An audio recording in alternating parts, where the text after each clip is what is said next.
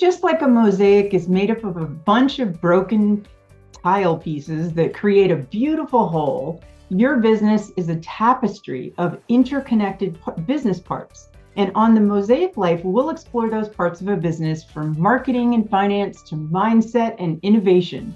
I'm your host, Laura Wagenknecht, and together we'll discover how to arrange those pieces to create a thriving and fulfilling business. I want to thank you for tuning into the show, and to reach me, contact Laura at mosaicbusinessconsulting.com. I am thrilled to have today on our show Antonette Roze. And I can just not say enough about her. It was really fortuitous to meet her. She's fantastic. And she's a dynamic, sought after speaker agent. Not the speaker just by itself, but the agent who is literally revolutionizing the health, well-being, and optimal performance industry. With a passion for empowering speakers to make a lasting impact, she has developed a groundbreaking system for success that is changing the game for speakers and producers alike. As a cancer survivor, and I'm very curious to hear more about that, who relied on integrative therapies in her youth, Antonette is on a mission to ensure that people have access to the best solutions for their health and well-being. Countless lives have been positively impacted by the speakers Antonette has worked with, many of whom have gone from speaking for little to nothing to making speaking a major part of their revenue model.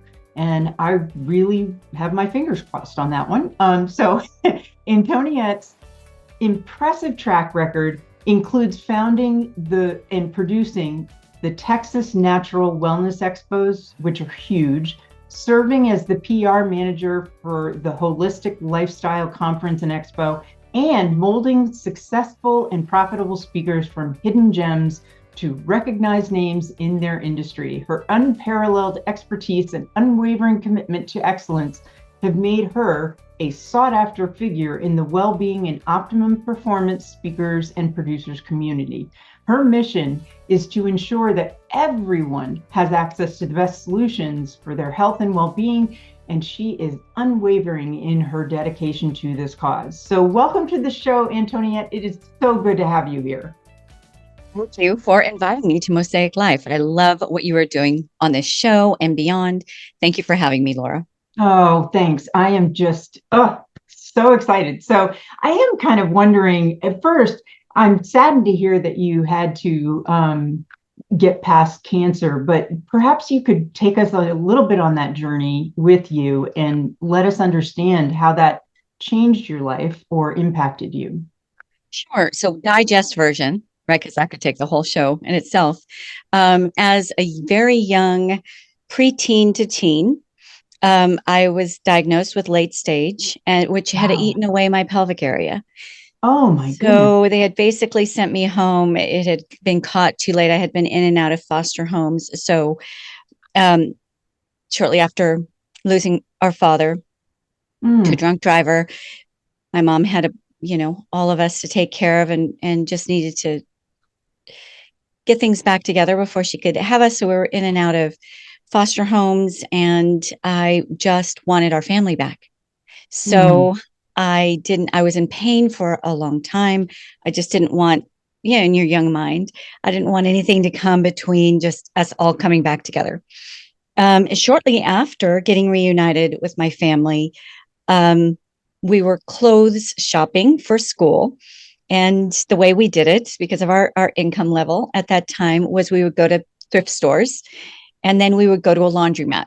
And so before we could really try on our clothes, we'd have to get them washed. And then I was just excited about trying my new clothes on. So I went into the little bathroom at the laundromat as they were coming out of the dryer. And this particular bathroom had just one of those little pedestal sinks and a little mirror above. I was tiny. So in order to see my clothes, they had this kind of trash can that you could kind of step on. So I stepped up onto the trash can to see myself. As I was coming down, I felt a snap and could barely walk out of the bathroom. So of course, my mom gathered up all of us kids and our items, and took me just direct to an emergency room. And that led on a 2-year journey where I was in and out of hospitals, mostly in. But the hospital, before even making it to the hospital that wound up saving me, they basically said, shaming my mom, basically, how could you let this go this long? She has obviously been in a lot of pain. Oh my goodness. Anyhow, you just need to go home and have the best final days that you can with her. Thankfully, this doctor at this little country hospital had the insight to kind of put the word out. Of course, I was too young to really know how all that went, but a team of university doctors heard about this young girl being sent home and petitioned for me to try some experimental things. So I went to this university hospital it was hundreds of miles away from my home. My mom was busy raising the other children, so I was pretty much there alone for almost a year straight, and then, on and off.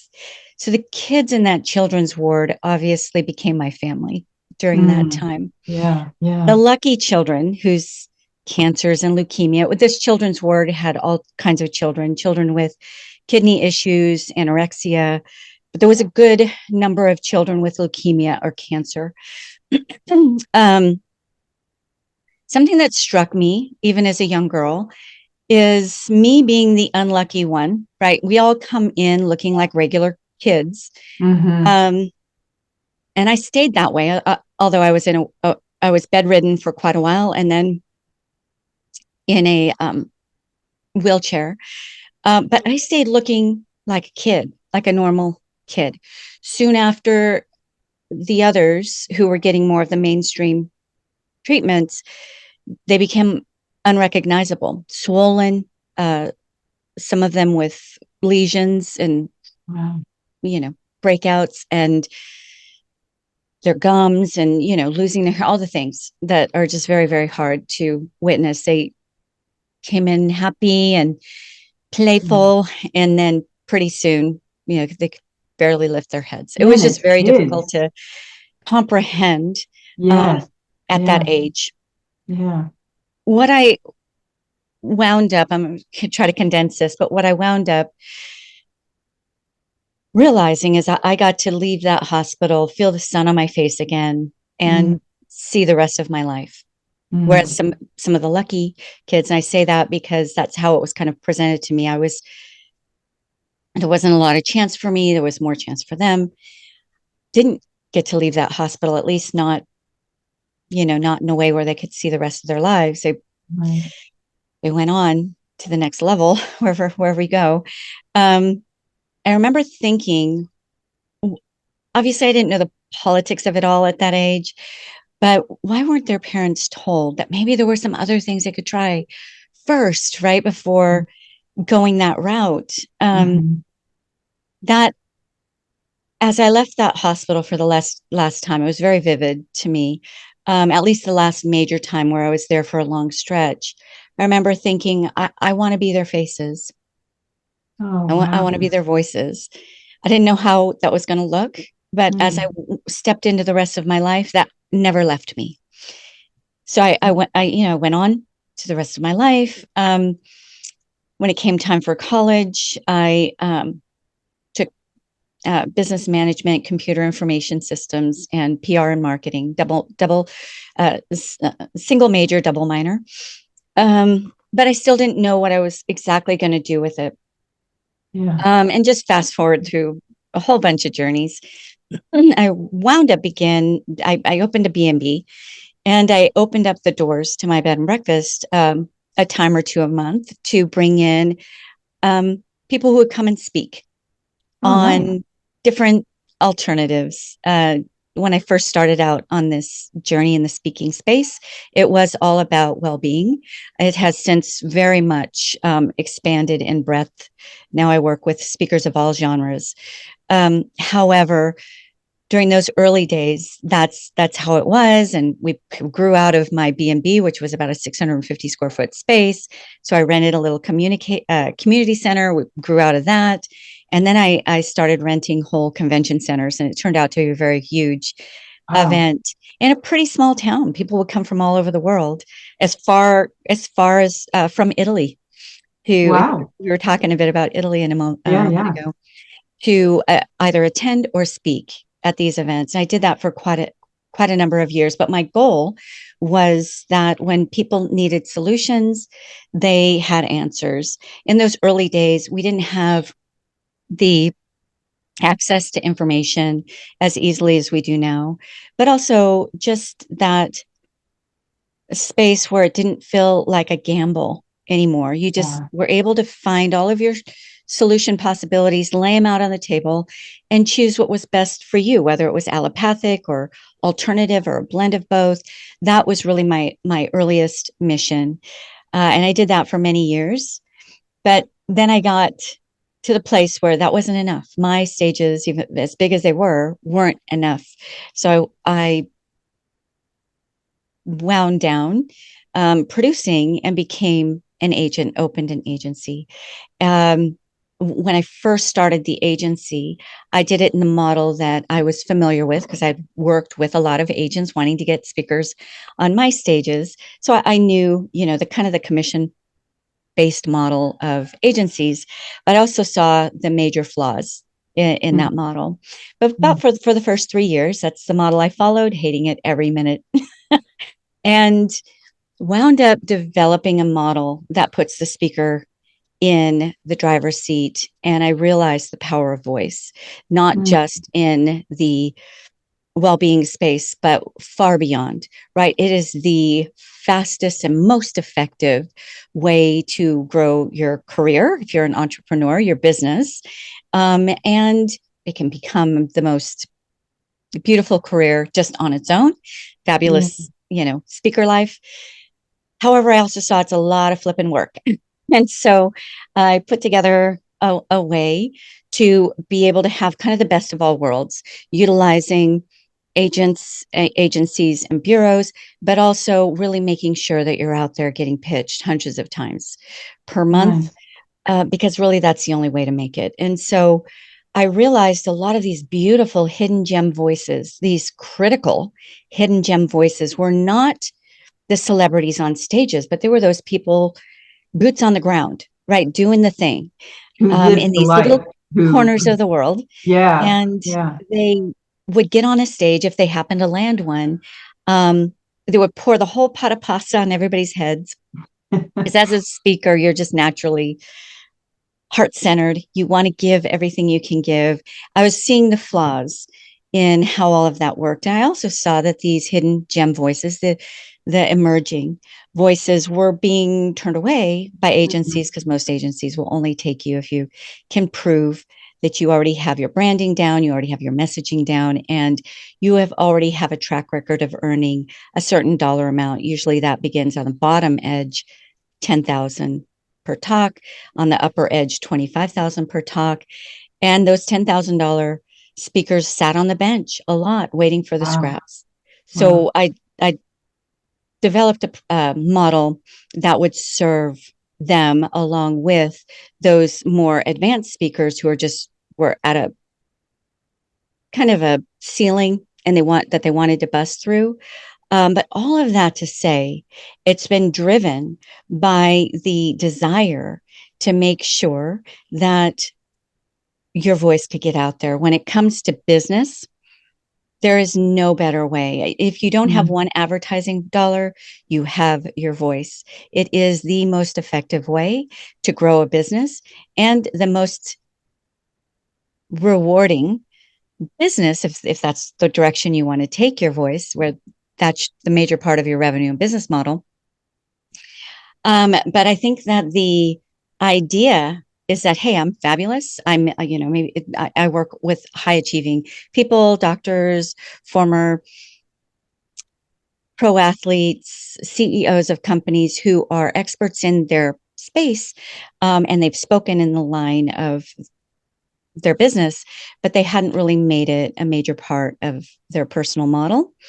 Can I just ask it's just kind of like that cart before the horse. Like you Can I, can't. Yeah, go ahead. You go ahead. yeah, I was just kind of wondering about one thing. Like you were talking about the speaking, and I was thinking to myself, does it matter if it's speaking on a Zoom call or, in virtual space versus speaking on stage? Do either help the person expand their business? Will both help expand their business? What's the thought there? Two-edged sword. It can. I don't think that the platform matters as the audience. So it can Mm, be a total bust, whether it's on location or virtual. To me, it's all live. You and I are connecting in a live way with each other and with your audience, even though we are not in a situation where we can give a hug or a handshake. right, right. But there's a lot of speakers out there who might say, I won't speak for free. It's just not worth my time. Well, right. It's not worth your time if you're in front of the wrong people.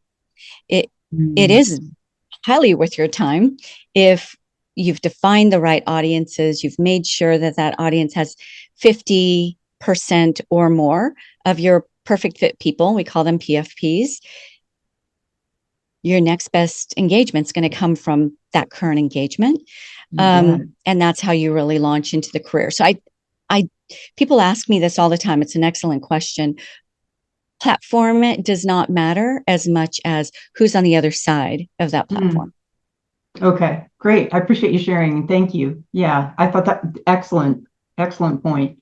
But you were expressing information about speakers and getting to the stage and things like that. So I didn't want to interrupt. I apologize. I was just, wondering about that one thing. So please. Sure, you bet. I think that the thought process is if I am a proven expert, I've proven my process, and I have some clout behind me, right? I have some authority in this space, and I've put together a bang in talk, right? I just get an agent or get on a couple of bureaus, and it's all good. I'm going to be booked. It doesn't work that way.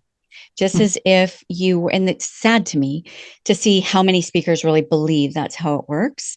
Um, and I understand why, but there's a lot of voices out there that then fizzle out. They don't get out there. They try it and they're like, I guess I'm not in demand, or I guess I'm, not Yeah. hitting it right.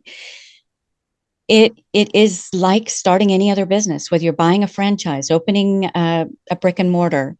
You have to lay the foundation, build Yeah. up the walls, open the doors, staff it, right? Treat it like a business. So Mm, anyone willing to put in that elbow work and treat it like a business, you will have that fabulous speaker life, but it will not be in a snap, especially post 2020.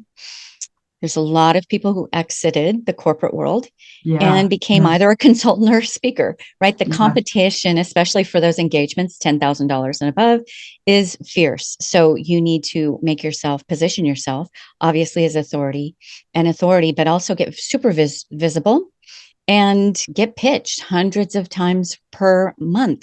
No Yeah. one agent or agency, no bureau is going to do that. You're going to sit on a shelf with a lot of other really great speakers and just hope for the scraps. So, yes, it needs to be part of the overall strategy to really break in. But there also needs to be some elbow grease needs to go along with it, or hire a company like ours to make sure that that engine gets running right and in the right direction and keeps running. Yeah. Never slows down. If you take August off to go on a cruise with your family, that engine still needs to be running, because in Yeah. December, 6 months later, you're going to feel like, why isn't my calendar filled? Right? Where did my Well, it's engagements so go? funny. Yeah, I had one of my mentors who said basically, if you stop, you have to start all over again. And it doesn't matter when you stop, it just matters that you did stop. And then you have to start from ground zero. It, Right. you're absolutely right. And, when you were talking about that, I was thinking about some of these business owners and entrepreneurs that are listening and thinking they too are speaking, but not necessarily a formal speech, right? They might be speaking to give the pitch for their business, or they might be speaking to introduce people to their business and what it does and things like that. And we all get nervous about speaking in front of others. So what are some ideas that you have for us lay people, if you will, that may need some assistance in that arena of speaking? One of the first things that I would tell you actually doesn't come from me. It comes from one of the guests on my podcast last year, Nick Lavery. And if any of your guests want to reach out to me, I'll make sure they get that guide and video, or we can also put it in the in the description. But essentially, what Nick said is just brilliant. So he was a Green Beret who was seriously injured, lost his legs in the line of duty, and could no longer serve at that capacity. But high ranking, like just some. When I say high ranking, I don't know what his rank was, but he was a highly valued member of his service, right? And so he had never spoken. He was a soldier, right? He was not a speaker, but his higher ups said, well, let's go speak, go start speaking, right? And he had no idea how to go about that. So he developed a system that I now utilize with my clients and will forever give him the credit for, because it's brilliant. I think that old adage, how do you eat an elephant? One bite at a time. This is the approach that he took. And I'll share it just in condensed form. But if you want the actual guide, I'm happy to give that. It's something we work with our clients on. So essentially, let's start at the beginning, which has to do more with my methodology than Nick's. But essentially, your signature talk, I think a lot of people believe, I don't need a signature talk. I want to be able to know who the audience is and, talk about what it is that they want. That's fine, except a confused mind doesn't buy. You do need to have a core brand. And when we say signature talk, it's more like a signature container for your signature brand. You have one talk from which your posts, your promotions, and the various talks that you give all stem from. And it's the same talk, different focus. So that one talk can be very 100 other talks. So in doing that, in order to seamlessly be able to shift in focus, you really have to have it down so good, so naturally, that you could give it, if you're called today to have a talk tomorrow, right? Somebody had laryngitis and you're invited to step into that person's space for a keynote or a corporate training engagement. And essentially this is what it is. Of course, have a talk that flows and portion control. I just wrote a LinkedIn newsletter about portion control. It's called Keynoter's Edge. It's on LinkedIn. It's free. I just wrote a whole article about this, so I won't go into it, but it is essential because I'm very Italian. So my family would make these amazing meals. And then as a little girl, they would heap the food onto the plate and you're so excited to eat it, but then it becomes overwhelming. Like, how in the heck can I get this all in? And then you're like, oh, I just can't do it. And then this big fight with grandma and grandpa and manja. Manja. It's good. Anyhow, the same is true for your audience, right? They're just there for a bowl of nourishment. They want to feel transformed, not overwhelmed when they walk out, and then they'll go looking for that next bowl. So it's just from the moment you walk onto stage, communicating in very subtle ways that this is the first step in a journey. So you give them just enough to get that first step, right, in the next step, the first step that leads to the next step. So I think that's really key. And especially newer speakers tend to give too much in one talk.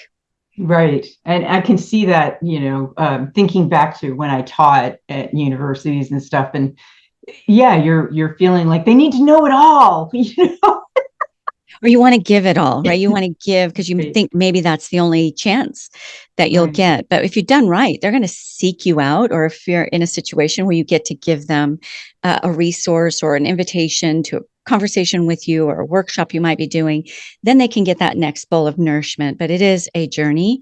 And think of your talks as the first step in a journey, not as a one and done.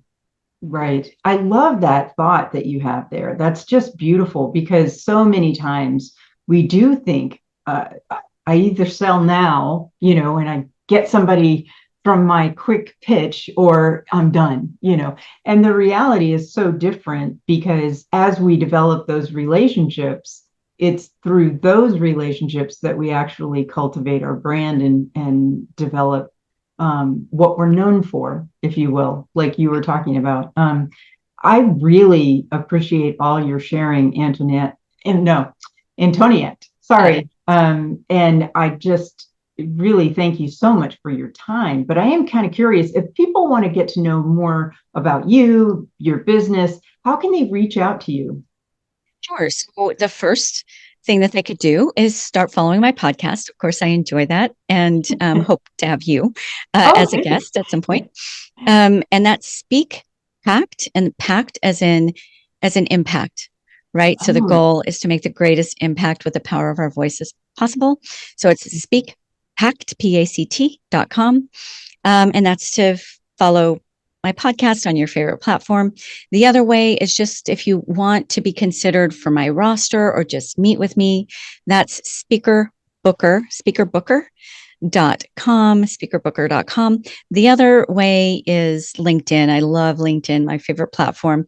Just a little harder to say verbally because it's linkedin.com/in/1 Antoniette, Antoniette, Antoniette.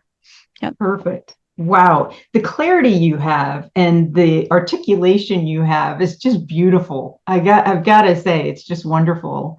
And I really appreciate the conciseness in which you are able to express some of the information that you're sharing with us, and just astounding. So thank you very much for your time and all of your information. It's just fantastic. An honor, Laura. Thank you so much for having me. Well, thank you. And thank you so much for listening to the Mosaic Life with Laura W.